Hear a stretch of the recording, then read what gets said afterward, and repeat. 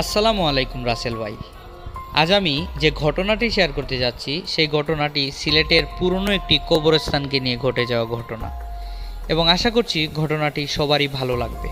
তো কথা না বাড়িয়ে আমি সরাসরি ঘটনায় চলে যাচ্ছি। তো সিলেটের যে জায়গায় এই কবরস্থানটি, সেখানের নামটা আমি সঙ্গত কারণে বলছি না। তো ওই কবরস্থানকে নিয়ে মূলত ঘটনাটি ঘটেছে। তো রফিক নামের একটি যুবক, স্বাভাবিকভাবেই তার মৃত্যু হয় এবং মরার পর তাকে ওই কবরস্থানে দাফন করা হয়, কবর দেয়া হয় আর কি। তারপর দাফন কাফনে যারা ছিল, তার আত্মীয় স্বজন এবং বাবা ভাই যারা ছিল আর কি, সবাই এই কবর দেওয়ার পর যে যার মতো করে বাসায় চলে যায়। তারপর রফিকের বাবা ওই দিন একটি স্বপ্ন দেখেন, এবং স্বপ্নে রফিক এসে বলছে, আব্বা, আমাকে আপনি যেখানে কবর দিছেন ওইখান থেকে আমাকে সরাইয়া অন্য একটা জায়গায় আমাকে কবর দেন। তো এই স্বপ্নটা রফিকের বাবা দেখার পর সে সকাল হওয়ার পর সে এই বিষয়টা নিয়ে তার পরিবারের সাথে কথা বলে যে এরকম রাতে আমি স্বপ্ন দেখছি যে রফিক আমাকে এসে বলতেছে যে যেখানে কবর দিছি সেখান থেকে তাকে আমি সরিয়ে যেন অন্য কোথাও কবর দিই। তো রফিকের বাবা যখন এই বিষয়টা আসলে পরিবারের সাথে কথা বললো, তো পরিবারের এক একজন এক এক রকম কথা বলল যে না, এটা স্বাভাবিক একটা স্বপ্ন। আবার কেউ বলল যে না, এটা কোনো স্বাভাবিক বিষয় না, এটা হুজুরের সাথে বোঝার উচিত, এবং হুজুরের সাথে এটা যদি বোঝা হয় তাহলে হুজুর এটার ব্যাখ্যা দিতে পারবে। তো রফিকের বাবা কি করলো, ওই মসজিদের একজন ইমাম সাহেবের সাথে উনি কথা বললেন যে এরকম আমি একটা স্বপ্ন দেখছি, আমার ছেলে আমাকে এসে বলতেছে যে আমি যেন কবরটা তাকে সরিয়ে দিই। তো হুজুর মানে এটা কোনো কিছু ব্যাখ্যা করলেন না, বললেন যে ঠিক আছে, আপনার তো অনেক ভালোবাসার একটা ছেলে তো মারা গেছে, তো এটা স্বাভাবিক বিষয়, এটা কোনো সমস্যা না, আর কবরস্থান তো এমনিতেই পবিত্র, এখানে কোনো বিষয়ে আমি মনে হয় না যে এখানে কোনো জটিল বিষয় আছে বা কোনো কিছু হবে। তারপর রফিকের বাবা এই কথা বুঝে যে অনেকটা ভালো লাগে কথা শুনে, হুজুর মানুষ বলছে। তো হুজুরের কথা শুনে রফিকের বাবা বাসায় চলে যায়। বাসায় গিয়ে তার রফিকের মা জানতে চায় যে হুজুর কি বললেন বা হুজুরের সাথে কি পরামর্শ করছে। তো রফিকের বাবা বললেন না, হুজুর খুব একটা কিছু বলে নাই, বলছে সমস্যা নাই। তারপর প্রিয় লিসেনার্স, 1-2 দিন কিন্তু কোনো সমস্যা হয়নি, কোনো স্বপ্নও কেউ দেখেনি। 3 নাম্বার দিনে প্রিয় লিসেনার্স, আবার রফিক তার মা যখন ঘুমিয়েছিল তখন মা একটি স্বপ্ন দেখতে পায়, এবং একই স্বপ্ন রফিকের মাও দেখে। যে রফিক এসে বলতেছে যে আম্মা, আমাকে যেখানে কবর দেওয়া হয়েছে আমার কবরটা সরিয়ে অন্য কোথাও কবর দাও। তো এই কথাটা প্রিয় লিসেনার্স, যখন রফিকের মা যখন এই স্বপ্নটা দেখে তখন কিন্তু সে অনেকটা ভয় পেয়ে যায়, এবং ভয় পেয়ে পরিবারের সবার সাথে সেও ওই বিষয়টি শেয়ার করে যে এরকম আমিও তো এই সেম স্বপ্নটি দেখছি। তো সেদিনও ভাবে যে হয়তো বা তোমার সাথেও এইরকম, মানে তোমারও তো অনেক ইয়ার সন্তান, তো তোমার সমস্যা না, তোমার এটা এমনি স্বাভাবিকভাবে হয়তো বা দেখছো। তো প্রিয় লিসেনার্স, এটা যখন হওয়ার পর ওই দিন আর তারা হুজুর বা কারোর সাথে কোনো কিছু পরামর্শ করে না, স্বাভাবিকভাবে নিয়েই তারা তাদের প্রতিদিনের মতো কাজ করতে থাকে, তারা যার মতো জীবনযাপন করতে থাকে। তারপর প্রিয় লিসেনার্স, রফিকের বড় ভাই একই স্বপ্নটা দেখে। তো রফিকের বড় ভাই যখন স্বপ্নটা দেখে তখন তার মা বাবার কাছে আবার এই বিষয়টা শেয়ার করে যে আম্মা, এখানে আমার মনে হইতেছে, রফিকের বড় ভাই বলতেছে আর কি, যে আমার মনে হচ্ছে এখানে কোনো সমস্যা আছে, কারণ এক স্বপ্ন বাবা দেখলো এবং তুমি দেখলা, আম্মা তুমি দেখলা, এবং আমিও একই স্বপ্ন দেখলাম, তাহলে তো এখানে অস্বাভাবিক কোনো বিষয় আছে। তো তারা সেই মসজিদের ইমাম সাহেবের কাছে আবার যান, আবার গিয়ে হুজুরকে বিষয়গুলা বলেন যে হুজুর, আমি তো আসছিলাম, রফিকের বাবা আর কি বলে হুজুরকে বলতেছে যে হুজুর, আমি আসছিলাম, এরকম স্বপ্ন দেখছি, তো এখন আমি দেখার পর 3 নম্বর দিনে আমার ওয়াইফ দেখছে এবং আমার ছেলে দেখছে 4র্থ নম্বর দিনে। তো এটা শুনে হুজুর অনেকটা অবাক হয়ে যান এবং অবাক হয়ে বলেন যে আসলেই এটা কোনো অস্বাভাবিক কোনো বিষয় আছে বা কোনো একটা সমস্যা আছে, যে কারণে ও স্বপ্নে আসতেছে, সে এটা বলতেছে। তো হুজুর এটার আর ব্যাখ্যা দিতে পারে না, ব্যাখ্যা না দিয়ে তিনি বলেন যে একটা হুজুরের নাম বলেন, একজন বুজুর্গ মানুষ এবং বড় একজন আলেমের নাম বলেন যে আপনারা এক কাজ করেন, এই বিষয়টি আপনি অন্য একজন আলেমের সাথে গিয়ে এই বিষয়টি শেয়ার করেন। তারপর রফিকের বাবা ওই আলেমের কাছে গেলেন এবং যাওয়ার পর আলেম সাহেবকে সবগুলো বিষয় তিনি এবং স্বপ্নের বিষয়গুলো আলেমকে বললেন। এবং যখনই আলেম তাদের স্বপ্নের বিষয়গুলো শুনছিল তখনই আলেম কিন্তু অনেকটা অবাক হয়ে যায়। অবাক হয়ে বলে, এ কি বলছেন, আপনারা যেদিন প্রথমে এই স্বপ্নটি দেখেছিলেন সেদিনই আমার কাছে আসা উচিত ছিল, কারণ এটা স্বাভাবিক কোনো স্বপ্ন নয়। তখন আলেম সাহেব বললেন যে আপনারা এক কাজ করুন, আপনারা এই সমস্যা থেকে পরিত্রাণ পেতে হলে আপনারা ওই কবরস্থানে গিয়ে তার লাশটিকে ওইখান থেকে তুলে অন্য জায়গায় কবর দিন, তাহলে আশা করি সমস্যাটির সমাধান হবে। তারপর প্রিয় লিসেনার্স, রফিকের বাবা ওই কবরস্থানে চলে গেলেন তার বড় সন্তানকে নিয়ে। যাওয়ার পর ওই কবরস্থানের কর্তৃপক্ষের সাথে যোগাযোগ করেন এবং বলেন যে তার ছেলের কবরটা অর্থাৎ রফিকের কবরটা আবার যেন খনন করা হয় এবং তাকে সরিয়ে অন্য জায়গায় কবর দেওয়ার ব্যবস্থা করা হয়। তো এই কথা বলার পর ওই কবরের কর্তৃপক্ষরা বিভিন্ন কথা বলল যে না, এটা কিভাবে সম্ভব, একজন মানুষকে কবর দেওয়া হয়েছে, এখন আবার বলতেছেন অন্য জায়গায় তাকে আমরা আবার ওইখান থেকে তুলে আরেক জায়গায় কবর দিব, এটা তো অসম্ভব বিষয়, এটা সম্ভব না, এটা আমরা পারবো না। তো এই কথা বলার পর ওই রফিকের বাবা কি করলেন, ওই কবরস্থানের যে সভাপতি ছিলেন, যার দায়িত্বে ছিল কবরস্থানটি, তার কাছে গেলেন, গিয়ে বললেন যে এরকম। তো ওই সভাপতিও বলল যে এখানে যেহেতু আপনার ছেলের কবর দেওয়া হয়েছে, তো আপনারা আরেক জায়গায় কেন কবর দিতে চাচ্ছেন, তো এটা তো আসলে ঠিক না। তারপর রফিকের বাবা সবগুলো বিষয় বলেন যে এরকম এমুক আলেম আমাকে বলছে যে এই কবরটা সরিয়ে দিতে, এবং এইটার পিছনে কারণও আছে, কারণ আমি এবং আমার সন্তান এবং আমার বউ আমরা তিনজনই স্বপ্নে দেখছি যে আমার ছেলে এসে বলতেছে তাকে এখান থেকে সরিয়ে অন্যখানে যেন কবর দিই। তো প্রিয় লিসেনার্স, এই কথা শুনে ওই মসজিদের কর্তৃপক্ষের যিনি ছিলেন তিনি বললেন, আচ্ছা ঠিক আছে, আমি বুঝতে পারছি বিষয়টা, তো আপনি এক কাজ করেন, আপনি ওই কবরেই যান এবং আমি আমার এই কবরস্থানে যারা কাজ করে তাদেরকে বলে দিচ্ছি তারা যেন আপনাকে ব্যবস্থা করে দেয় এবং কবরটি স্থানান্তর করে অন্য জায়গায় যেন তাকে কবর দেয়া হয়।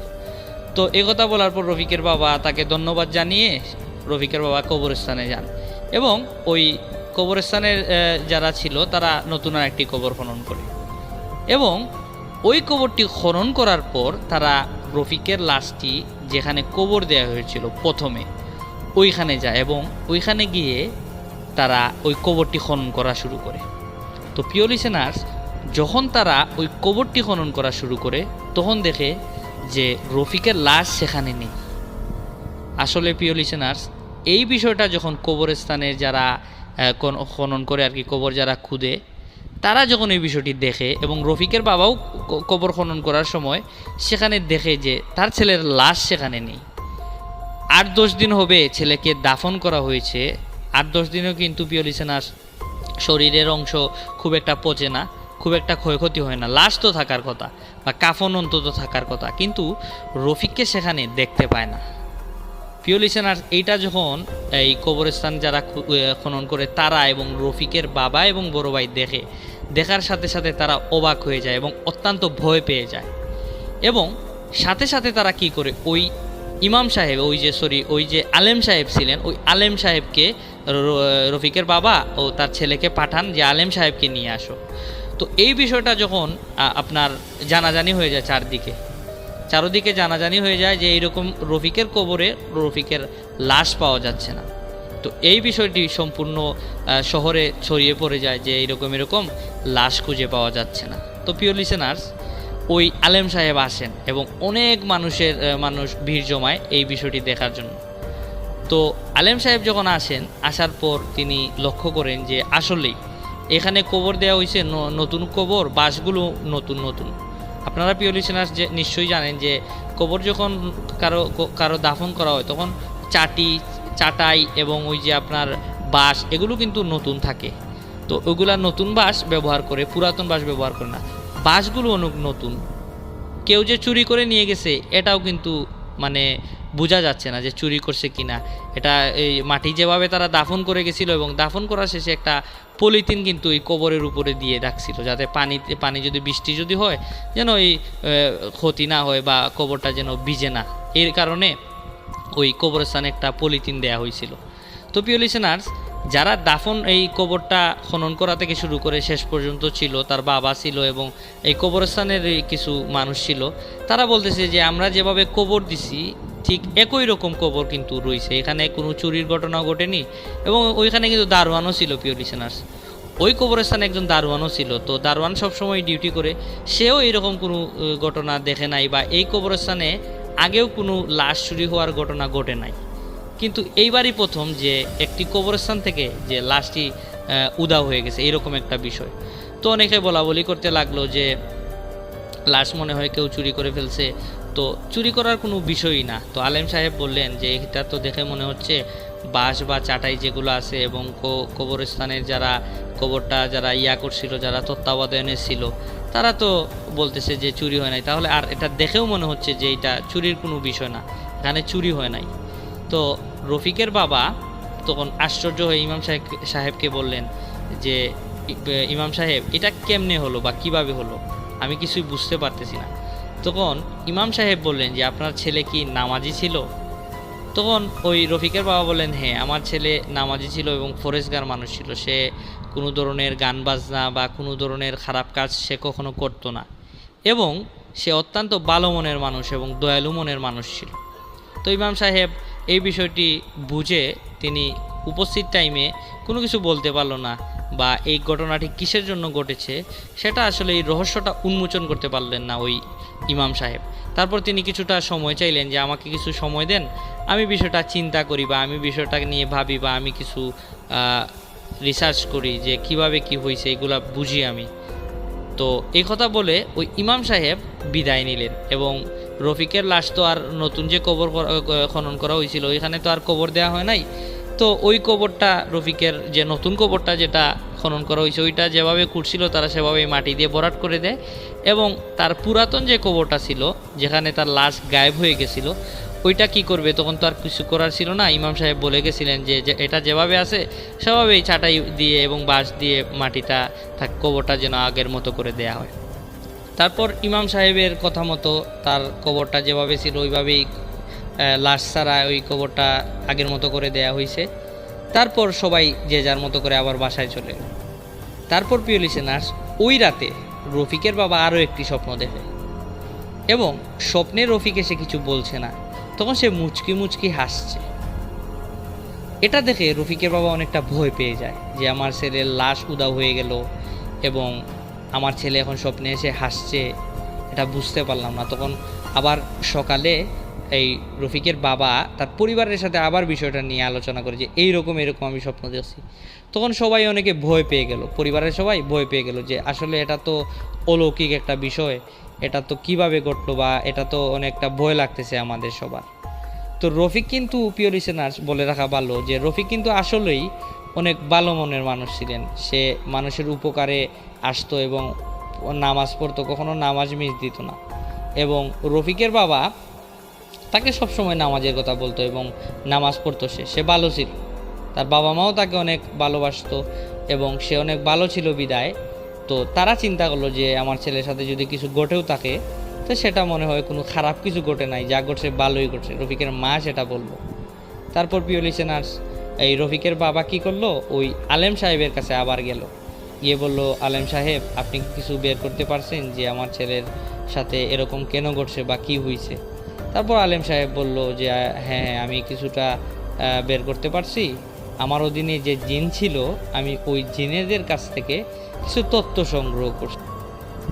রফিক যখন পৃথিবীতে বেঁচে ছিল তখন সে কিন্তু অনেক মানুষের উপকার করছে এবং মানুষের উপকার করার পাশাপাশি সে কিন্তু একটি জিনেরও উপকার করছে। তো ওই উপকার করার ফলে আপনার ছেলে যখন মারা যাওয়ার পর সে কিন্তু আপনাদের স্বপ্নে আসছিল, এসে বলছিল যে তার কবরটি যেন আপনারা এখান থেকে অন্যখানে সরান, কিন্তু আপনি সরান নাই। তারপর রফিকের মাও কিন্তু একই স্বপ্ন দেখে, কিন্তু সেও কিন্তু তারপরেও কিন্তু আপনারা সেই কবরটি সরান নাই। তো যখন জিনেরা কিন্তু এই বিষয়টি বুঝতে পারছিল, এবং ওই জিনেরা খুব ক্ষমতাশীল এবং খুব ভালো জিন ছিল। তারপর তারা কি করে, তারপর তারা অলৌকিকভাবে আপনার ছেলের লাশটি এই জায়গা থেকে অন্য কোনো একটি কবরে বা অন্য কোনো একটি জায়গায় স্থানান্তর করে। এবং এই বিষয়টি আমি জানতে পারি আমার অধীনে থাকা একটি জিনের কাছ থেকে, এবং সেই জিনটি এই খবরটি আমাকে বলেছে। তো এটা শুনে রফিকের বাবা অনেকটাই, তার ভিতরে যে কষ্ট জমেছিল বা যে ভয়টা ছিল সেই ভয়টা তার কেটে যায়, এবং তিনি ইমাম সাহেবকে বললেন যে এতে কি আমার ছেলের কোনো ক্ষতি হবে বা কোনো সমস্যা হবে। তখন ওই ইমাম সাহেব বললেন, আলেম আর কি বললেন যে না, এতে কোনো সমস্যা নাই, এটা তো ভালো, আপনার ছেলে ফরেস্টদার ছিল, ভালো ছিল, এতে কোনো সমস্যা হবে না। আর আপনারা তার জন্য বেশি বেশি দোয়া করবেন এবং দান সদকা করবেন, সে ভালো আছে ইনশাআল্লাহ। তো এই কথা বলার পর রফিকের বাবা সেখান থেকে চলে আসেন। চলে আসার পর তার পরিবারের, রফিকের বাবা তার মা তার পরিবারের সাথে বিষয়টা শেয়ার করে যে এইরকম ঘটনা, ইমাম সাহেব এরকম বলছে। তো রফিকের মা ভাই এইগুলা শুনে অনেকটা খুশি হয় এবং অনেকটা তারা ভয়টা কেটে যায়। তারা ভয় পাচ্ছিল, কারণ এইরকম একটা মানুষের যদি প্রিয় লিসেনার লাশ উধাও হয়ে যায় তাহলে এটা তো নিশ্চয়ই ভয়ের এবং অলৌকিক একটি বিষয়। তো এই ঘটনাটি প্রিয় লিসেনার্স আমি যার কাছ থেকে কালেক্ট করেছি তিনি রফিকেরই একজন প্রতিবেশী, এবং তিনি সেই বিষয়গুলো জানতেন। শুধু তিনি না, মোটামুটি সবাই এই বিষয়গুলো জানতেন। তো প্রিয় লিসেনার্স, এই ছিল ঘটনাটি যদি ভালো লেগে থাকে তাহলে দয়া করে প্রিয় লিসেনার্স আমাদের চ্যানেলটিকে সাবস্ক্রাইব করবেন। ঘটনাটি প্রথম যে ঘটনা কালো জাদুকে ঘিরে, সেই ঘটনাটি আমি শুনেছি আমার এক কাজিনের থেকে, আমার এক আপুর থেকে। আসলে আমরা অনেকেই অনেকভাবে অনেক রকম করে মানুষকে কালো জাদু করে থাকি বা মানুষের সাথে এরকম ঘটনা ঘটে থাকে। সেই ঘটনাটির একটি ঘটনা আজকে আপনাদের সাথে শেয়ার করব। আমি আমার আপুর থেকে যেভাবে শুনেছি সেইভাবেই আপনার সাথে শেয়ার করছি। জানি না আপনাদেরকে কতটুকু ভালো লাগাতে পারবো, তবে পুরোপুরি চেষ্টা করব যাতে আপনাদের এই ঘটনাটি ভালো লাগে। তো চলুন বেশি দেরি না করে ঘটনাটিতে চলে যাওয়া যাক। ঘটনাটি কিছুদিন আগের ঘটনা। কিশোরগঞ্জ জেলার কিশোরগঞ্জ থানার একটি গ্রাম হচ্ছে পাবইকান্দি। সে পাবইকান্দিকে ঘিরেই ঘটনাটি। আসলে আমরা 3 বোন, সেই 3 বোনের মাঝে আমার যে ছোট বোন, সে ছোট বোনের মাত্র 15 বছর। ও খুব ছটফটে ছিল, খুব চঞ্চল ছিল, দৌড়াদৌড়ি করতো, খুব মজা করতো, হাসি ঠাট্টা করতো, এদিক ওদিক ছুটে বেড়াতো। ও তখন 9-এ পড়ে, ক্লাস 9-এ। আপনার সব কিছু মিলে আমার ফ্যামিলির সব দিক দিয়ে ভালো যাচ্ছিল। আমরা সবাই সুখী একটা ফ্যামিলি বলে ওই ফ্যামিলিটাই আমাদের ছিল, খুব হ্যাপি ফ্যামিলি। তো আমরা সবাই যখন ধানের সিজন আসে আমরা সবাই ধান নিই। বিকেলবেলা আমি, আম্মু আর হচ্ছে আমার মেজো বোন, তো আমরা তিনজন মিলে ধান নিচ্ছিলাম, মানে ধান শুকাচ্ছিলাম। তখন আম্মু ঘরে যায় আর আমি বাইরে বসে ধান পাহারা দিচ্ছিলাম যাতে মুরগিতে আপনার ধান না খেয়ে ফেলে। আর আমার মেজো বোন আমার পাশেই বসেছিল। হঠাৎ করে আমার বোন স্কুল থেকে আসলো, ছোট বোন, ওর নাম ফারজানা আসে স্কুল থেকে। যখন ও স্কুল থেকে আসে নর্মালি ছিল, স্বাভাবিক আর 4টা দিনের মতোই ছিল। ও খুব ছটফট করছিল, মজা করছিল। স্কুল থেকে এসে ব্যাগটা রেখে আমাদের সাথে মজা করতেছিল। তো ওকে বললাম যে যা ঘরে যা, এখন তুই ফ্রেশ হয়ে খাওয়া দাওয়া করে একটু ঘুমা, কারণ স্কুল থেকে এসেছিস খুব ক্লান্ত, তুই গিয়ে ঘুমা। তো তখন ও ঘরে যায়, ঘরে গিয়ে আবার চলে আসে। যখন ঘরে যায়, ঘর থেকে আবার চলে আসে, তখন ওর ফেসটা একটু অন্যরকম ছিল। ফেসটা কেমন যেন মলিন হয়ে গেছে, চেহারার ভিতর একটা ভয় ভয় কাজ করতেছিল, ওর ঘাম ঝরছিল। আমার মেঝো বোন ওকে জিজ্ঞাসা কর, ফারজানা তোর কি হয়েছে, তোকে এমন দেখা যাচ্ছে কেন? ওর কোনো উত্তর নেই, ওর থেকে কোনো উত্তর পাচ্ছিলাম না। হঠাৎ করে ও চিৎকার করে উঠলো আর মাটিতে লুটে পড়লো, মাটিতে শুয়ে পড়লো। আমরা সবাই ভয় পেয়ে গেলাম, দুজনে দৌড়ে গিয়ে ওরে ঝাপটিয়ে ধরে মানে বুকের সাথে নিয়ে বলতে লাগলাম, তোর কি হয়েছে, হঠাৎ কি হয়েছে তোর, তুই এমন করতেছিস কেন? ও দুই হাত পাও উল্টে দিয়ে, চোখগুলো উল্টে দিয়ে যে কেমন করতেছিল তখন বলার বাহিরে। তখনই ওর মুখ থেকে শুনতে পারতেছিলাম যে ওকে আর রাখবো না, ওকে নিয়ে চলে যাব। তখন আমরা স্বাভাবিকের মতো ভয় পেয়ে যাই যে কি বলতেছে ও, হঠাৎ চোখ উল্টে দিছে, মুখ যেন কেমন ফ্যাকাশে হয়ে গেছে, হাত পাউটি উল্টে দিয়ে হাত পাও মানে ভেঙে ফেলবে এমন মনে হইতেছে, আর মানে চুল টুল ছাড়া কেমন যেন করতেছে। ওর চিৎকারে আম্মু ঘর থেকে দৌড়ে আসছে, কি হয়েছে কি হয়েছে। ওর এই অবস্থা থেকে তো আম্মু পুরোই কান্নাকাটি শুরু করে দিয়েছে। আম্মু যখন কাঁদতেছিল তখন আম্মুকে আমার মেজো বোন গিয়ে সান্ত্বনা করতেছে যে আম্মু তুমি কান্না করো না, সমস্যা নাই, দেখি কি করা যায়। এর মধ্যে আমাদের যে পাড়া প্রতিবেশী ছিল আমার এক কাকা, উনি আসে।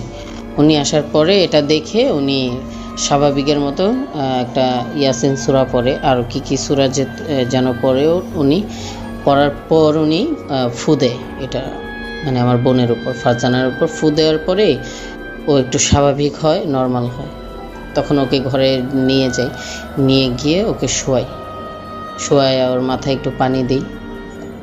পানি দেওয়ার পর আম্মুকে বলি যে তুমি চিন্তা করো না, ঠিক হয়ে যাবে, আব্বু আসুক, দেখি কি করা যায়। পরে ওই আঙ্কেল বলতেছে যে একটা কবিরাজ ডাক দাও, একটা কবিরাজ আনলে ভালো হবে। তখন আমরা বলতেছি যে হঠাৎ কবিরাজের কাছে নিয়ে যাব, আগে বিষয়টা দেখি, আব্বু আসুক, আব্বুর সাথে শেয়ার করি। তখন বলতেছে যে আঙ্কেল বলল যে দেখো এটা কিন্তু পরিস্থিতি পরে খারাপের দিকে যাবে, ভালোর দিকে যাবে না। তো সবসময়ের মতো আর কিছু বলি নাই, দেখি যে কি হয়। ও যেহেতু একটু শান্ত হয়েছে, দেখি কি হয়। হঠাৎ করে আবারও এরকম চিৎকার শুরু করে, ওকে ধরার মতো শক্তি আমাদের কারো কাছেই ছিল না। ও এদিক ওদিক ছুটতে লাগলো, ঘরের এই কোণা থেকে ওই কোণা, নিজের মাথা দেয়ালে মানে বাড়ি দিচ্ছে, আর চুল টেনে টেনে বলছে যে ওকে নিয়ে যাব, ওকে আর তোদের মাঝে রাখবো না, ওকে আমার খুব ভালো লাগছে, এগুলো বলতেছে। আর ও নিজের মাথা দেয়ালের সাথে বাড়ি দিচ্ছিল। তখন একটা বোনের সামনে আরেকটা বোন এরকম যদি করে, তখন যেই সিচুয়েশনটা হয় সেটা আমার মাঝে যে কেমন লেগেছিল সেটা একমাত্র আমিই জানি। তখন আর বেশি কিছু 4-5 না ভেবে আমি আঙ্কেলকে বলি যে আঙ্কেল আপনি একটা কবিরাজ ডাকেন, একটা কবিরাজ ডাকেন। তো আমরা ওকে সামলাই, আঙ্কেল যায় বাহিরে গিয়ে একটা কবিরাজ, প্রায় 1-1.5 ঘন্টা পর একটা কবিরাজ নিয়ে আসে। আসলে আমরা অনেকেই কবিরাজকে বিশ্বাস করি, অনেকে বিশ্বাস করি না। কারণ যারা কবিরাজকে বিশ্বাস করি তারা অবশ্যই আমরা প্যারানর্মাল যে ভূত বিষয়গুলো সেগুলো বিশ্বাস করি। আর যারা কবিরাজকে বিশ্বাস করি না তারা তো ভূত বা প্যারানর্মাল কী জিনিস সেটাকেও বিশ্বাস করি না। আসলে বিশ্বাস করাটা না করাটা যার যার ব্যক্তিগত বিষয়। তো যখন কবিরাজকে নিয়ে আসে তখন আমার বোন কবিরাজকে দেখেই একটু মানে অন্যরকম হয়ে যায়, ভয় পায়, এমন মনে হচ্ছিল যে কবিরাজকে দেখে উনি ভয় পাইতেছে। তো আমার বোন একটা দেয়ালের এক কোনায় গিয়ে মানে জড়ো হয়ে বসে আছে। কবিরাজকে দেখি আমরা আরও সামনে যাই না, কবিরাজ বলে যে আর সামনে যাওয়ার দরকার নেই। তখন উনি সামনে গিয়ে ওর সামনে বসার পর ওকে বলতেছে যে কি হয়েছে, তোমার কি সমস্যা, তুমি আমাকে খুলে বলো। ও বলতেছে যে ওরে আমার খুব ভালো লাগছে, ওরে আমি নিয়ে চলে যাব, তোরা কেউ আমার আটকাইস না, আমি নিয়ে চলে যাব। তখন বলতেছে যে ওকে নিয়ে চলে যাবি? এটা কি সহজ? আরেকজনের মেয়ে তুই কেন নিয়ে যাবি? এরকম করিস না, মেয়েটাকে ছেড়ে দে। তখন ওই আমার বোনের মাঝে যে ছিল সে বলতেছে যে না, আমি ওরে ছাড়বো না, ওরে আমার খুব ভালো লাগছে, ওরে আমি নিয়েই যাবো, তুই যদি মাঝখানে আসিস তোর ক্ষতি হবে। তখন ওই কবিরাজ বলতেছে যে আমার ক্ষতি হবে, তাহলে দেখ কার ক্ষতি হয়। তখন উনি আমাকে বলে যে একটা গ্লাসে পানি নিয়ে আসতে। আমি দৌড় দিয়ে গিয়ে এক গ্লাস পানি আনি। এক গ্লাস পানি এনে ওই হুজুরের হাতে দিই, কবিরাজের হাতে। কবিরাজে কি যেন সূরা বা মন্ত্র যেটাই হোক ওইটা পরে পরে পানিতে ফু দিয়ে ওই পানি ছিটায়। পানি ছিটানোর পরপরই মানে ওর শরীর থেকে ওইটা ছুটে যায়। ছুটে যাওয়ার সাথে সাথে হুজুর বা ওই কবিরাজ ওর হাতে একটা লাল সুতো দিয়ে মানে 7টা গিট বেঁধে তারপরে ওর হাতে বেঁধে দেয় যে এই সুতোটা কোনোভাবেই যাতে ও না খুলে। আর ওর এই রোগীর মাকে পরে আমার আম্মুকে ডাক দেয়। আমার আম্মু যায় ওনার পাশে যে রোগীর বাবা কোথায়। পরে বলে রোগীর বাবা তো কাজে, আমরা এখনও তাকে কিছু বলি নাই বিষয়টা।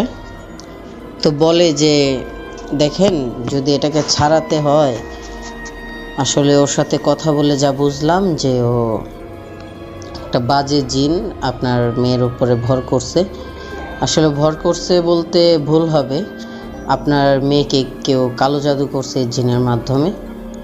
তো যে আপনার মেয়েকে মানে নিজের করে চাইতেছে ওই লোকটাই বা ওই ব্যক্তিটাই এই জিনটাকে দিয়ে মানে কোনো হয়তোবা কবিরাজ দিয়ে ওকে কালো জাদু করছে, বশ করার জাদু করছে। তখন তো আমার মা শুনে খুব কান্নাকাটি করতেছে যে আমার মেয়েটা ছোট মানুষ, ওরে কেন কেউ এমন করলো, প্লিজ আপনার যদি কোনো সহযোগিতা আমার করেন ভালো হয়, কিভাবে এটা থেকে মানে রক্ষা পাওয়া যায়। তখন ওই কবিরাজ বলল যে দেখেন, একটা কবিরাজ যেহেতু করছে, ওই কবিরাজটা যাই বলেন ওটা ছোট কবিরাজ না, ভালো বড় কবিরাজ হবে, না হলে তো কালো জাদু করার কথা না। আর যদি এটা ছাড়াতে চান একটা উপায় আছে, সে উপায়টা করতে গেলে হয়তো বা আপনাদের ক্ষতিও হতে পারে, কিন্তু এটা করলে আপনার মেয়ের থেকে এটা সরে যাবে। তো তখন আর আমরা অন্য কিছু ভাবি নাই। আম্মু বলে যে হ্যাঁ ঠিক আছে, আমি রাজি, যাই বলবেন আমার মেয়ের জন্য আমি করব, কারণ সবার প্রথমে আমার মেয়ে, আর কেউ না, আমি যত ক্ষতি হোক আমি মেয়ের জন্য করব। তখন বলে যে আমি একটা তাবিজ দিচ্ছি, তাবিজটা অমাবস্যার রাতে একটা নতুন কবর দেখে কবরস্থানে গিয়ে ওই নতুন কবরে এই তাবিজটা রেখে আসতে হবে। যখন এটা আমার মাকে বলল কবিরাজ, আমার তখন আর ভিতরে পানি নাই যে এত রাতে এত ভিতরে কে যাবে, কে গিয়ে এই তাবিজটা রেখে আসবে। তো আর কিছু বলে নাই, কবিরাজ না বলে উঠে চলে যায়। আম্মু তাবিজটা হাতে নিয়ে আলমারির ভিতরে রাখে। তো ওই দিন সন্ধ্যার পরে আব্বু আসে। আব্বু আসার পর আব্বুর সাথে আম্মু সব কিছুই খুলে বলে, আমরাও বসে থাকি আব্বার পাশে। আব্বুর পাশে যখন বসেছিলাম আম্মু সব খুলে বলল আব্বুকে খুলে বলার পর আব্বু বলতেছে যে আমি নিয়ে যাব, সমস্যা নেই, আমি এগুলো ভয় পাই না, আমার মেয়ের জন্য আমি এগুলো করতে রাজি আছি, আমি সব করব আমার মেয়ের জন্য। তখন আব্বুও কাঁদতেছিল যে হঠাৎ করে আমার মেয়েটাকে কেনই বা কেউ এমন করলো। যাই হোক, আগে আমার মেয়ে সুস্থ হোক, পরে আমি দেখছি যে এটা কী করছে। আব্বু প্রায় 2-3 দিন পর অমাবস্যা আসে। সেদিন সন্ধ্যাবেলায় আব্বু খাওয়া দাওয়া করে প্রায় 9টার দিকে, গ্রাম অঞ্চল বুঝতেই পারতেছিলেন যে 9টা মানে অনেক রাত, সবাই তখন যার যার ঘরে ঘুমিয়ে থাকে, খুব নির্জন। আর যে কবরস্থানটা যেতে হবে সেই কবরস্থানে যাওয়ার আগে কিছু গাছপালা বাঁধজার মানে জঙ্গলের মতো, সেই জঙ্গল পেরিয়ে যেতে হয়। জঙ্গল পেরিয়ে বলতে গেলে জঙ্গলের সাইড দিয়ে রাস্তাটা, তো যেতে হলে জঙ্গলের সাইড দিয়ে যেতে হয়। তো তখন আব্বু আর 4-5 না ভেবে আব্বু জঙ্গলের সাইড দিয়েই যাওয়া শুরু করে, একদম নীরব, কেউই এই বিষয়ে জানে না। পুরো নীরব হয়ে আছে। আব্বু একা একা যাচ্ছে যাচ্ছে যাচ্ছে। তখন আব্বুর কানে শব্দ হলো যে কে যেন ওই বাঁশঝাড় থেকে বাঁশ মানে কাটার যে শব্দ, কাটার পরে যে মানে ভেঙে যায়, ওই ভাঙার মতো একটা কড়মড়ে শব্দ করে উঠলো বাঁশঝাড় থেকে। আব্বু থমকে গেল, দাঁড়িয়ে গেল। দাঁড়িয়ে পিছনে তাকিয়ে দেখে যে একটা বাঁশ ভেঙে গেছে, ভেঙে হেলে আছে, মানে নুয়ে আছে আর কি, এখনো মাটিতে পড়ে নেই, এরকম বিষয়। তো আব্বু দেখছে যে হ্যাঁ বাঁশ ভাঙতেই পারে, এটা স্বাভাবিক, এটা কোনো বিষয় না। আব্বু আবার হাঁটতেছে। আবারও একটি কড়মড়ে আওয়াজ হলো, কড়মড়িয়ে যে বাঁশটা যেন মাটিতে পড়ে গেছে এমন আওয়াজ। আব্বু তাকিয়ে দেখে বাঁশটা, যে বাঁশ ভেঙে গেছিল ওই বাঁশটা আবার জায়গায় চলে গেছে, যেমনটা ছিল ঠিক তেমনই হয়ে গেছে। আব্বু পুরো মানে ঘাবড়ে গেছে এই বিষয়টা দেখে, যে মনে হয় আমার সাথে কিছু হতে চলেছে। তো আম্মু আবার সেই সময় ঘুমিয়েছিল। আব্বু যখন চলে যায়, আম্মু নামাজ পড়ে আম্মু একটু শুয়ে থাকে। তো শুতে গিয়ে আম্মু চোখ লেগে যায়। হঠাৎ করে আম্মু চিৎকার দিয়ে ওঠে। তখন আম্মুকে জিজ্ঞাসা করলাম যে আম্মু কী হয়েছে, তুমি চিৎকার দিয়ে উঠছো, কোনো কিছু দেখছো নাকি, ভয় পাইছো নাকি? আম্মু বলল যে আমার চোখ লাগার সাথে সাথেই আমি দেখতে পাই যে আমাকে কে যেন একটা স্বপ্নে বলছে যে দেখ তাবিজটা কবরস্থানে গাড়িস না, তোর ক্ষতি হয়ে যাবে। তো আমরা এটা শোনার পরই আর কিছু ভাবি নাই। আম্মু, আমি আর আমার মেজো বোন আর আমার ছোট বোনটাকে ঘরের ভিতরেই রেখে তালা মেরে দিছি। তালা মেরে আঙ্কেলকে ডাক দিছি যে আঙ্কেল আপনি চাবিটা নিয়ে বাইরে বসে থাকেন, যদি দেখেন ও ভিতরে কোনো অ্যাবনর্মাল কোনো কিছু করতেছে আপনি তখন ওর একটু সামলাইন। তখন আঙ্কেল বললো কী হয়েছে, সমস্যা? আমিও যাই তোমাদের সাথে। পরে বললাম না, আপনার যেতে হবে না, সমস্যা নেই। তখন আমরা পিছনে পিছনে যাই, যে আব্বুকে গিয়ে বলি যে না গাড়ার জন্য, কারণ যদি ক্ষতি হয়ে যায় আমার বোনের। তো আমরা যখন যাই, আমরা যেতে যেতে আব্বু চলে যায়। আব্বু যখন কবরস্থানে যায় তখন প্রচণ্ড বাতাস, আর মানে এমন একটা অবস্থা যে বাতাসের এতটাই গতিবেগ ছিল যে গাছগুলো হেলে যাচ্ছিল, পাতা যা ছিল সব উড়ে যাচ্ছিল। তারপরে আপনার বালু, মানে একটা ঘূর্ণিঝড় বা একটা তুফান আসলে যেমন হয় ঠিক তেমন হচ্ছিল সেই মুহূর্তটা। আপনাদের বলে বোঝাতে পারছি না যে তখন সিচুয়েশনটা কী ছিল। আব্বু এই বাতাসের মধ্যে, তুফানের মধ্যে আব্বু গিয়ে একটা কবর খুঁজে বের করে যে কবরটা এটা নতুন। তখন এই কবরটা প্রায় আধাতের মতো খুঁড়ে তারপরে আপনার ওই তাবিজটা গেড়ে আবার মাটি দিয়ে সমান করে কবরস্থান থেকে কোনো রকম বের হয়ে যায়। তখন অনেক কান্নার আওয়াজ, অনেক হাসির আওয়াজ শুনতেছিল। তখন আমরা দৌড়ে আসার পর দেখি যে আব্বু কবরস্থান থেকে বের হচ্ছিল।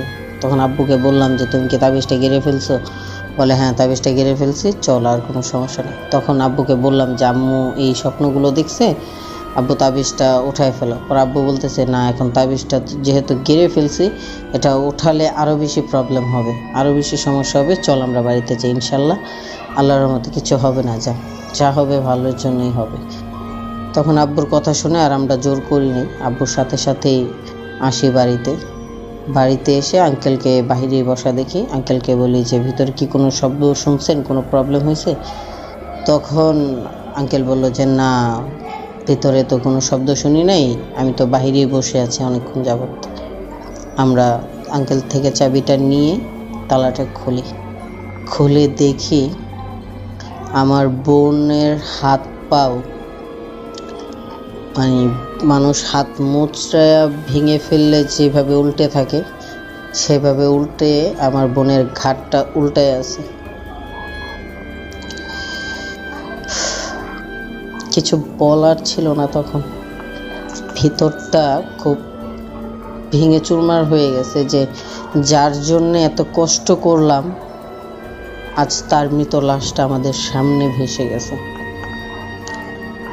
আম্মু দেখার সাথে সাথেই আম্মু তো কান্নাকাটি শুরু করছে, আব্বু সবাই, আমরা সবাই তখন কান্নাকাটি করতেছিলাম আমার বোনটাকে জড়িয়ে ধরে। তখন আঙ্কেল গিয়ে, মানে এই সিচুয়েশন দেখে আঙ্কেল গিয়ে কবিরাজটাকে ডেকে আনে। তারপর কবিরাজটাকে আম্মু বলল যে এই বিষয় আমাকে না করছিল, তারপরেও তাবিজটা গাড়া হয়েছে। কবিরাজ বলল যে আপনি এই স্বপ্নটা দেখছেন তো তাবিজ কেন গাড়লেন? আপনি যে তাবিজটা না গাড়তেন ওরা স্বইচ্ছাই মেয়েটাকে ছেড়ে দিত। আর পরে আমরা আর কবিরাজটাকে কী বলবো, কবিরাজটার তো আর দোষ ছিল না। আমরা সময় মতো ওই জিনিসটা থেকে আটকাতে পারলাম না আমার আব্বুকে। তো এটাই ছিল আমার ঘটনা। যদি ভালো লেগে থাকে এটা শোনাবেন। আর আমার নামটা আপনাদেরকে বলা হয়নি, আমার নাম সুমাইয়া। তো আশা করি আপনাদের কাছে এই মর্মান্তিক ঘটনাটি ভালো লাগবে, শেয়ার করার মতো হবে আপনাদের লিসেনারদের কাছে। কি বলবো, এই ঘটনাটি হয়তোবা তার মতো করে সাজিয়ে বলতে পারিনি, তবে যতটুকু নিজের মতো করে সাজিয়ে আপনাদের কাছে উপস্থাপনা করেছি, আশা করি ভালো লাগবে। আমরা অনেক সময় অনেককে কাছে পাওয়ার জন্য এরকম ব্ল্যাক ম্যাজিক করে থাকি, কালো জাদু। আসলে আমরা একবারও চিন্তা করি না যে এইসব করতে গিয়ে একটা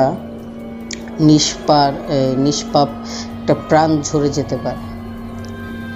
আমাদের কিছু পাগলামোর জন্য, কিছু ভুলের জন্য একটা মানুষের প্রাণও চলে যেতে পারে। আমরা এইসব কালো জাদু থেকে বিরত থাকি। যদি কাউকে মন থেকে ভালোবাসতে চাই বা কাছে পেতে চাই, অবশ্যই তার ফ্যামিলির সাথে কথা বলে তাকে পাওয়ার চেষ্টা করব। কোনো অবৈধ রাস্তা দিয়ে কাউকে পাওয়ার আশা করাটা ঠিক না। তো প্রিয় লিসেনার্স, যদি আমাদের এই চ্যানেলটির সাথে আপনারা থাকতে চান, পাশে থেকে আমাদেরকে সাপোর্ট করে আপনারা আরও নিত্য নতুন ভৌতিক ঘটনাগুলি শুনতে চান, অবশ্যই চ্যানেলটিকে সাবস্ক্রাইব করে বেল আইকনটি ক্লিক করে পাশে থাকবেন। চলুন আর দেরি না করিয়ে দ্বিতীয় ঘটনাটিতে চলে যাওয়া যাক। ঘটনাটি আমার নিজের এক বন্ধুর থেকে কালেক্ট করা। তার থেকে কথা, মানে তার সাথে গল্প করতে করতে তার একটি ট্যুরে যাওয়ার আপনার ঘটনা শুনতে পারি। তো ট্যুরে যাওয়ার পর তার সাথে যে ভৌতিক একটি ঘটনা ঘটেছে, সেই ঘটনাটি আপনাদের সাথে শেয়ার করব। ঘটনাটি হচ্ছে সেলিম নামের আমার এক বন্ধুর থেকে। তোর থেকে যেই ঘটনাটি আমি শুনেছি ওইটা আমি নিজের মতো করে সাজিয়ে আপনাদের সামনে উপস্থাপনা করছি। সময়কাল ছিল তখন 2013। তখন আমরা সবাই ক্লাস 9-এ পড়ি। আমরা দেখা যাচ্ছে যে পরীক্ষার পর প্রায় 10-15 দিন আমরা ছুটি পাই বা বন্ধ থাকে স্কুল। তো এই ফাঁকে ওই সেলিম আর ওর 3 বন্ধু মিলে, ওরা 4 জন ঢাকায় ঘুরতে যায়। মানে আপনার পুরান ঢাকা সূত্রাপুর থানা, ওইখানে ওরা ঘুরতে যায়। একটা পুরনো বাড়ি আছে, যে বাড়িতে প্রায় নাটক করে মানুষ, বা ওইখানে অনেক বিদেশিরা, পর্যটক যারা বাহির থেকে আসে, লন্ডন বা আমেরিকা বা যারাই বাংলাদেশে ঘুরতে আসে, তারা ওই বাড়িটাতে থাকে। প্রিয় লিসেনার্স, চলুন দ্বিতীয় ঘটনাটিতে চলে যাওয়া যাক। যে ঘটনাটি এখন আপনাদের সাথে শেয়ার করব, যে দ্বিতীয় ঘটনা, সেই ঘটনাটি আমার বন্ধুর থেকে কালেক্ট করা। তার সাথে কথা বলতে বলতে সেই ঘটনাটি তার কাছ থেকে শোনা। তো তার কাছে যেভাবে শুনেছি আমি ঠিক সেভাবেই আপনাদের কাছে তুলে ধরার চেষ্টা করছি। চলুন ঘটনাটি শোনা যাক। ঘটনাটি 2013। তখন আমরা ক্লাস 9-এ পড়ি। পরীক্ষার পর আমরা 10-15 দিনের ছুটি পাই, স্কুল বন্ধ থাকে। তো আমরা 4 বন্ধু মিলে প্ল্যান করি কোথায় যাব। তো একদিন দেখেছিলাম যে ঢাকার সূত্রাপুর থানার বিবি রোজা মাজারের সাথে একটি পুরনো বাড়ি আছে। সে বাড়িতে বেশিরভাগ পর্যটকরা ওইখানে রাতে থাকে। আর সূত্রাপুর যে এলাকা সেটা মানে অনেকটাই সুন্দর একটি এলাকা। শ্যামবাজার বা ওইখানে সদরঘাট আছে, ওইখানে নদী আছে, বিভিন্ন লঞ্চ আছে, মানে দেখার মতো অনেক কিছুই আছে। তো আমরা এক বড় ভাইয়ের থেকে কথা বলে ওই বাড়িটা একটা রুম আমরা বুক করি, যে ওইখানে আমরা থাকবো আর ওইখানে ঘুরবো। তো যেই কথা সেই কাজ, আমরা একটা রুম পেয়ে যাই ওই বাড়ির। আমরা সবাই পরের দিন ঢাকায় চলে যাই। ঢাকায় যাওয়ার পর আমরা বাড়িতে উঠি।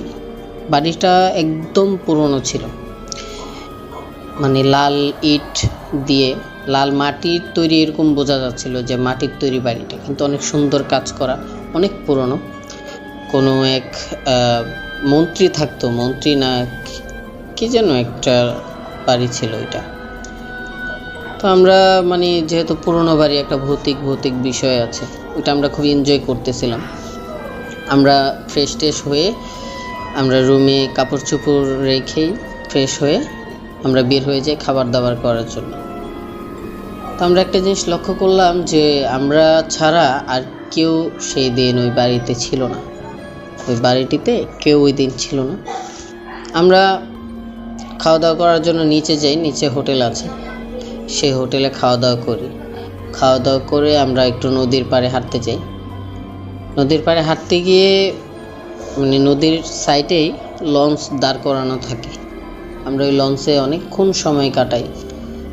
সন্ধ্যার কাছাকাছি হয়ে যায় যখন, আমরা লঞ্চ থেকে নেমে একটু ঘোরাঘুরি করি, শ্যামবাজারের দিকে যাই। মানে ওইটা কাঁচা বাজার, ফলের বাজার, ভালো বড়ই বাজারটা। ওইখানে কতক্ষণ ঘোরাঘুরি করার পর আমরা আবার আমাদের মানে যে বাংলো, যে পুরনো বাড়ি, সেখানে চলে আসি। আসার পর আমরা রুমে চলে যাই। রুমে গিয়ে ফ্রেশ হই, যে আমরা একটু পরে নেমে খাওয়া দাওয়া করব। তো দেখা যাচ্ছে যে আমরা একটু পরে বলতেই প্রায় 9:30 বেজে যায়। আমরা সবাই বলতেছিলাম 4 জন যে চল এখন খাওয়া দাওয়া করি, পরে এসে শুয়ে পড়ি, যেহেতু সারাদিন জার্নি ছিল, আবার আসার পরেও একটু রেস্ট নেই। তো খাওয়া দাওয়া করে এসে তাড়াতাড়ি শুয়ে পড়বো। আমরা সবাই যাই নিচে খাওয়া দাওয়া করার জন্য। খাওয়া দাওয়া করি, খাওয়া দাওয়া করে উপরে উঠতে প্রায় 11টা বেজে যায়। আমরা উপরে উঠে একটা রুমের ভিতরেই 2টা খাট ছিল। তো যেহেতু আমরা 4 জন ছিলাম, 4 জনের কোনো প্রবলেম হয়নি। আমরা দুজন করে 2টি খাটে শুয়ে পড়ি। শুয়ে পড়ার সাথে সাথেই 4 জনই ঘুমিয়ে যাই, যেহেতু ক্লান্ত শরীর ছিল। শোবার সাথে সাথেই 4 জন ঘুমিয়ে যাই। হঠাৎ করে আমার মধ্যরাতে আমার ঘুম ভেঙে যায়। ঘুম ভাঙার পর আমি একটা ফিল করতে পারি যে নূপুরের আওয়াজ শুনতে পারতেছিলাম তখন।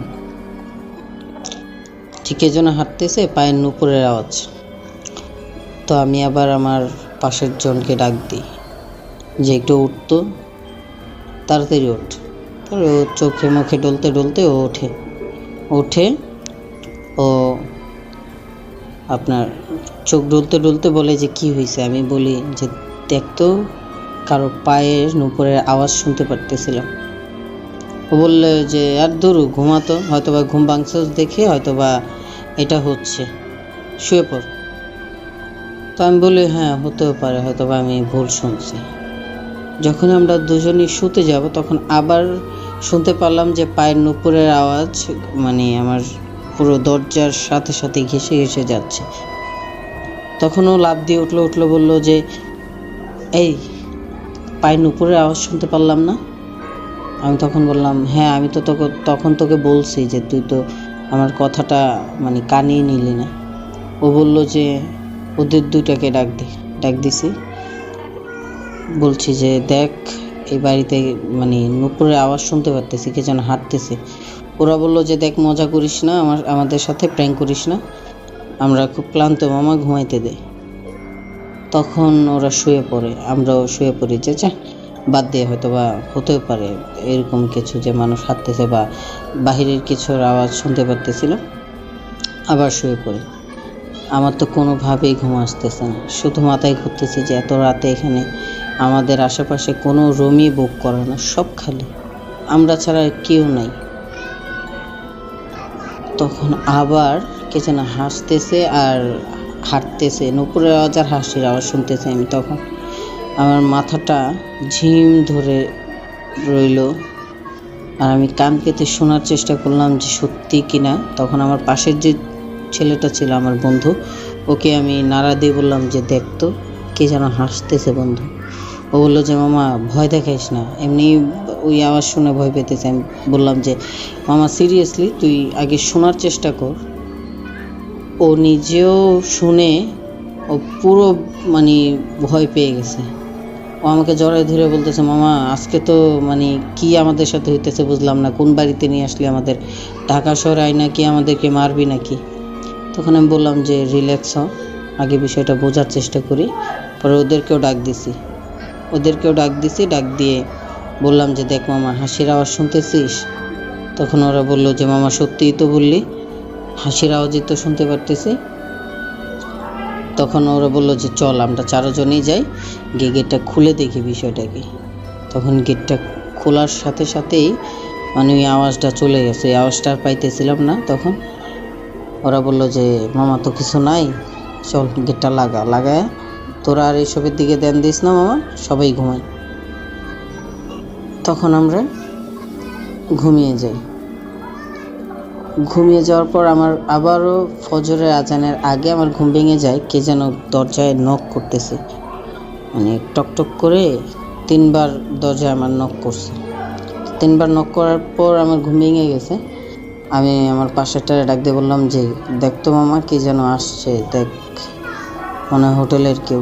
তখন ও মোবাইলটা হাতে নিয়ে দেখে যে প্রায় আজান দিবে এমন সময়। ও বলতেছে কি পাগল হয়ে গেছিস, আজান দিবে এমন সময় কে আসবে? তখন আমি বললাম মামা কে যেন দরজায় নক দিছে, সত্যি কথা। ও বললো যে ওই ঘটনার পর থেকে তোর মাথা নষ্ট হয়ে গেছে মামা, তুই ঘুমাতো। আবারও সাথে সাথে 3টা নক করছে, মানে নক করার সাথে সাথেই ও আমাকে বলতেছি যে মামা আমি এখনই বের হয়ে যাবো, আমি আর এই বাড়িতে থাকবো না। তখন ওদের আমার পাশের যে সিটে 2জন ছিল ওদেরকে ডাক দিয়েছে, আমি কি মামা কে যেন নক করতেছে। ওদেরকে ডাক দিয়ে এটা বলার সাথে সাথেই আবারও কে যেন নক করলো, আবারও 3টা নক করলো। তখন আমার পাশেরটা বলতেছে যে মামা মনে হয় মানুষ, কারণ অন্য কিছু হলে তো এতটা নক করার কথা না, চল। তখন ও গেট খোলে, গেট খোলার সাথে সাথে আমরা 4জন ভয় পেয়ে যাই।